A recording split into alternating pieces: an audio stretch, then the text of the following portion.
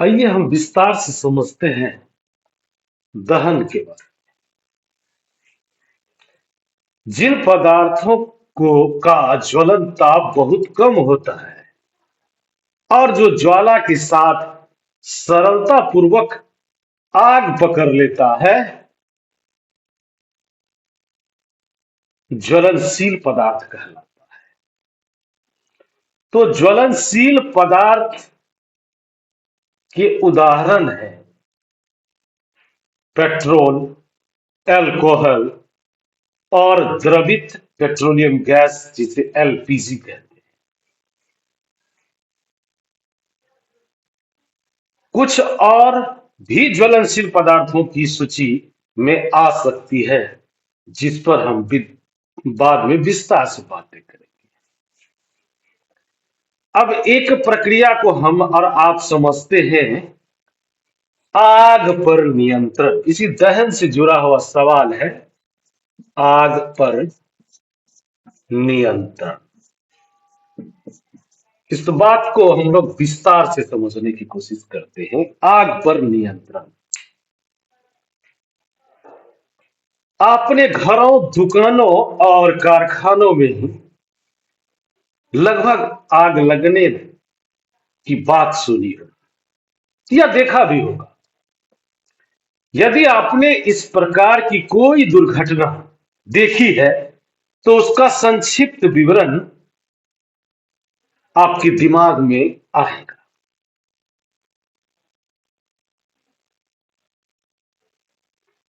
तो अपने क्षेत्र की अग्नि सेवा के टेलीफोन नंबर जरूरी है, सबके घरों में रहनी चाहिए। आपके या आपके पड़ोसी के घर में आग लग जाए तो सबसे पहले अग्निशमन सेवा का उसको सूचना देनी चाहिए। जरूरी है कि हम सबको अग्निशमन सेवा का टेलीफोन नंबर की जानकारी होनी चाहिए। तो इस बात पर विस्तार से बातें करते हैं। क्या आपने शहर नगर में फायर ब्रिगेड स्टेशन देखा है? आपके शहर में जरूर होगा। जब फायर ब्रिगेड आती है तो वह क्या करती है? वह आग पर जल डालती है।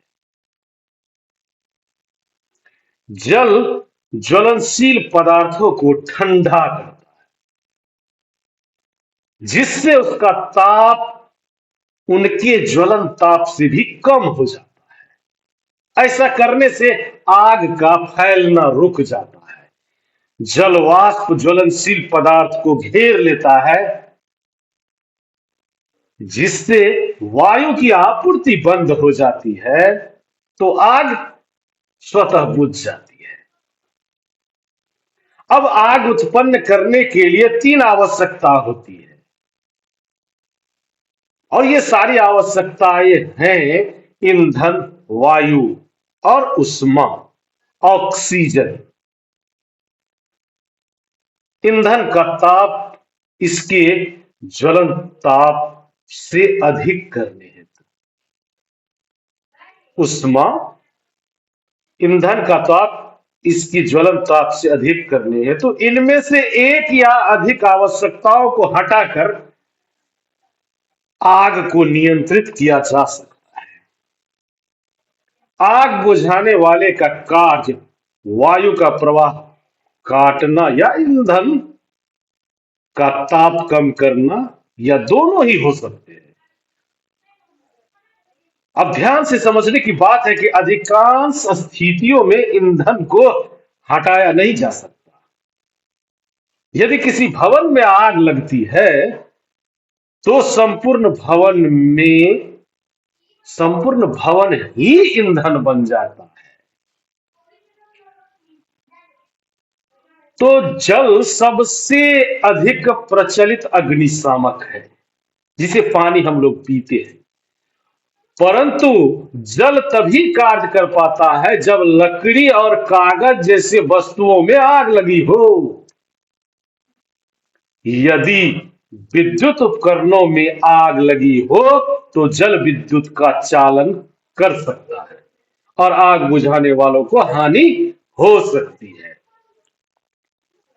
तेल और पेट्रोल में लगी आग बुझाने हेतु भी जल का उपयोग उचित नहीं होता। जल तेल से भारी होता है, अतः यह तेल के नीचे चला जाता है और तेल ऊपर जलता रहता है। विद्युत उपकरण जैसे पेट्रोल जैसे ज्वलनशील पदार्थों में लगी आग के लिए कार्बन डाइऑक्साइड CO2 सबसे अच्छा अग्निशामक है। ऑक्सीजन से भारी होने के कारण CO2 आग को एक कंबल की तरह लपेट लेती है। इससे ईंधन और ऑक्सीजन के बीच संपर्क टूट जाता है, अतः आग पर नियंत्रण हो जाता है। अब CO2 का अतिरिक्त लाभ यह है कि सामान्यतः यह विद्युत उपकरणों को कोई हानि नहीं पहुंचाती है। तो हमें कार्बन डाइऑक्साइड की आपूर्ति कहां से मिलती है? उच्च दाब पर यह द्रव के रूप में सिलेंडरों में भरी जा सकती है। LPG किस रूप में सिलेंडरों में रखी जाती है? सिलेंडर के छोड़े जाने पर CO2 बहुत अधिक फैलती है और ठंडी हो जाती है। अतः यह न केवल आग को चारों ओर से घेर लेती है, बल्कि ईंधन के ताप को भी नीचे ले जाती है। इसीलिए यह अति उत्तम अग्निशामक है।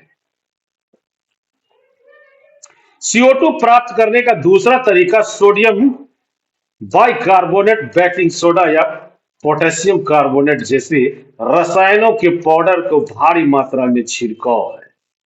आग के निकट इन पदार्थों से बहुत सी कार्बन डाइऑक्साइड गैस निकलती है, जो आग को बुझा देती है।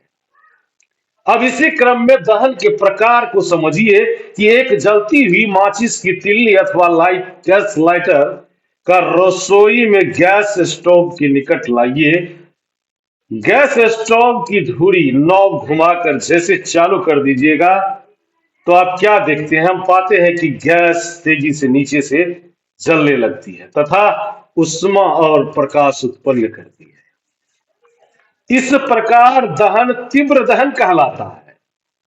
अब फास्फोरस जैसे कुछ पदार्थ जो कमरे के ताप पर वायु में जल उठते हैं, इस प्रकार का दहन जिसमें पदार्थ बिना किसी प्रत्यक्ष कारण के अचानक लपटों के साथ जल उठता है, वह स्वतः दहन कहलाता है। कोयलों की खानों में कोयलों की धूल में स्वतः दहन से कई बार खतरनाक अग्निकांड हुए हैं, ऐसा आपने सुना होगा या टीवी के माध्यम से देखा होगा। तो जंगल के स्वतः अग्निकांड कभी अधिक गर्मी के कारण होते हैं, तो कभी आकाश से बिजली के गिरने से होते हैं। परंतु जंगल में आग अधिकतर मनुष्य की लापरवाही से ही लगती है, यह भी तय बात है। अब जंगल में यदि आप पिकनिक अथवा शिविर में जाते हैं और कैंप फायर का आयोजन करते हैं, तो स्थान छोड़ने से पूर्व आग को पूर्णतया बुझाना अवश्य याद रखिएगा, जरूरी है। जैसे हम त्योहारों पर अक्सर आतिशबाजी करते, जब पटाखे को जलाते हैं तो एक आकस्मिक अभिक्रिया होने से उष्मा प्रकाश ध्वनि पैदा होती है। अभिक्रिया में बनी गैस बड़ी मात्रा में निकलती है। इस प्रकार अभिक्रिया विस्फोट कहलाती है। और पटाखे पर दाब डालने पर भी विस्फोट हो सकता है। अब आइए इस बात को थोड़ा सा समझने के लिए थोड़ा सा आगे चलते हैं। ज्वाला, इस पर भी एक बार नजर डालते हैं हम आप। तो LPG ज्वाला का परीक्षण कीजिए सबसे पहले घरों से। क्या आप ज्वाला का रंग बता सकते हैं? एक मोमबत्ती की ज्वाला का रंग कैसा होता है? मैग्नीशियम रिबन को जलाने के अपने अनुभव को याद कीजिए। शेष वस्तुओं को जलाने का अनुभव नहीं है, तो आप उन्हें अब कर सकते हैं। तो इसी बात को समझने के लिए एक मोमबत्ती जलाइए, सावधानी बरतिए, और एक कांच की 4 या 5 cm पतली नली को संडासी द्वारा पकड़कर, माने चिमटे के द्वारा, उसका एक सिरा मोमबत्ती की अकंपित ज्वाला के अदीप्त क्षेत्र में प्रवेश करा दीजिए। कांच की नली के दूसरे सिरे के निकट एक जलती हुई माचिस की तिल्ली लगाइए। क्या वहां कुछ समय पश्चात ज्वाला उत्पन्न होती है? यदि ऐसा है तो यह क्या है जो ज्वाला उत्पन्न करता है? गर्म बत्ती के पास का मोम जल्द पिघल जाता है, और दहन के समय जो पदार्थ वाष्पित होते हैं वे ज्वाला का निर्माण करते हैं। उदाहरण के लिए मिट्टी का तेल और पिघलती हुई मोमबत्ती के साथ साथ ऊपर उठते हैं और दहन के समय वाष्पित होकर ज्वाला का निर्माण करते हैं। इसके विपरीत लकड़ी का कोयला वाष्पित नहीं होता और कोई ज्वाला नहीं देता। तो कांच की नली के बाहर निकलने वाला मोम का वाष्प क्या ज्वाला उत्पन्न होने के कारण हो सकता है?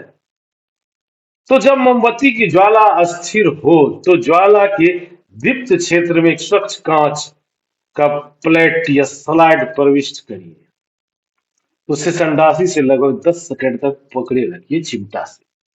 फिर उसे हटा दीजिए। आप क्या देखेंगे कि कांच की प्लेट स्लाइड पर एक गोल काला वलय बन गया, मतलब स्याही का धब्बा। यह ज्वाला के दीप्त क्षेत्र में उपस्थित बिना जले कार्बन कणों के जमाव को दर्शाता है। और एक पतले लंबे तांबे के तार को लगभग 30 सेकंड तक ज्वाला के अधिक क्षेत्र में पकड़ कर रखिए। तो ध्यान दीजिएगा कि तार का भाग जो ज्वाला के कुछ ही बाहर है रक्त तप्त हो जाता है। यह दर्शाता है कि ज्वाला का अधिक क्षेत्र का ताप बहुत अधिक है और वास्तव में ज्वाला का यह भाग सबसे अधिक गर्म हो जाता है।